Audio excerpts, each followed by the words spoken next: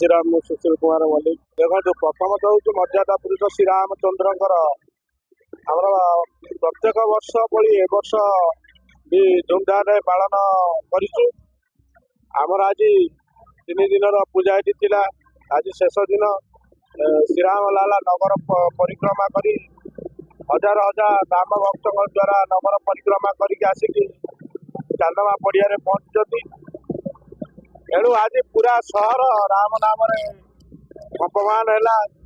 ସେଇଆ ହିଁ ଆମର ଦୃଷ୍ଟି ଥିଲା ଯେ କେମିତି ରାମ ନାମ ସବୁ ବ୍ୟାସନଗର ପ୍ରକମ୍ପିତ ହବ। ତେଣୁ ଆଜି ତା ସାର୍ଥକତା ହେଇଛି। ତେଣୁକରି ଏଥିରେ ଯୋଡ଼ି ହେଇଥିବା ସମସ୍ତ ରାମ ଭକ୍ତଙ୍କୁ ମୋର ଅଶେଷ ଅଶେଷ ଧନ୍ୟବାଦ ଜ୍ଞାପନ।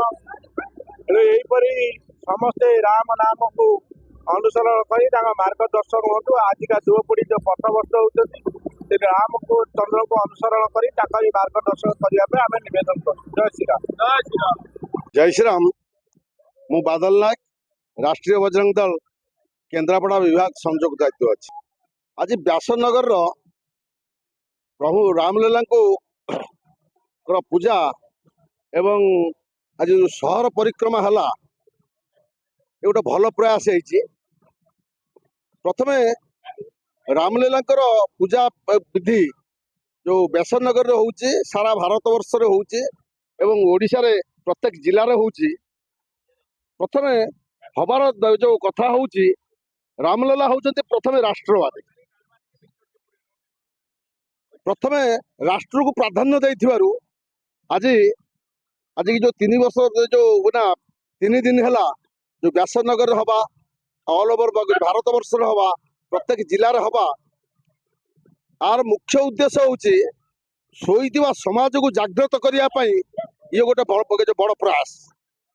तो जो सारा समाज जदि यही कार्यक्रम रे संगठन माध्यम जोड़ी न हुए आगामी दिन परिस्थिति बहुत भयावह हम। आपण मैंने मीडिया रे अच्छी आपण मैंने जानिबा दरकार प्रत्येक हिंदू परिवार रो समस्त सदस्यों ऊपर अदृश्य तरुआल झुलुଛି।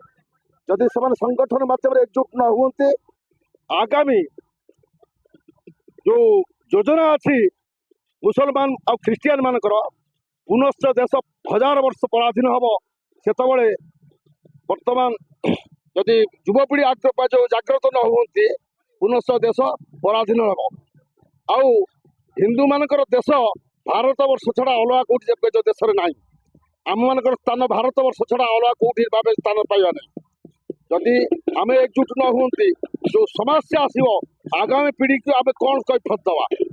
तेणु ये जो प्रयास को जागृत रखापी युवपीढ़ी समस्त संगठन माध्यम एकजुट हबार आवश्यकता अच्छी। यही हूँ वार्ता। युवपीढ़ी आगू आसतु एवं संगठन माध्यम आगू आसतु एति वक्तव्य साइन कर भारत माता की जय। पटनायक गोरखिया प्रमुख राष्ट्रीय बजरंग दल जाजपुर जिला व्यासनगर सहर रे रामनवमी उपलक्षे आज भव्य सहर परिक्रमा कार्यक्रम रखा जाइथिला। एही सहर परिक्रमा टाउन हॉल पाखरु बाहर परिक्रमा करी चांदमा काली पड़िया रे समापन करागला। एथिरे हजार हजार संख्यार युवक माने जय श्रीराम ध्वनि रे व्यासनगर सहर को प्रकम्पित करथिले।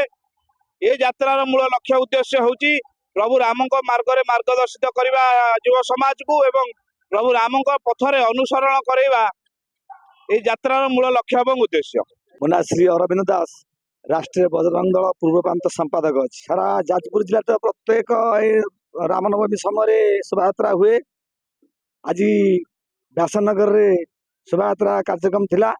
शोभायात्रा कार्यक्रम मूल कारण हूँ सांप्रतिक परिस्थिति आज दिन में जो प्रकार रामकर चरित्र को लेकिन संहार कराऊँगी राम को एक काल्पनिक बोली कह समाज में गोटे भिन्न दृष्टिभंगी हिंदू समाज भितर गोटे वातावरण सृष्टि करा एक आंतर्जातिक षड्यंत्र आकु प्रतिहत करने आम रामनवमी समय एमती एक शोभायात्रा कर हिंदू भीतर जागरण आणु।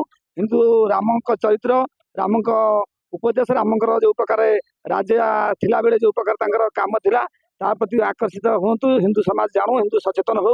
ये उद्देश्य आम ए कार्यक्रम को आज करूँ।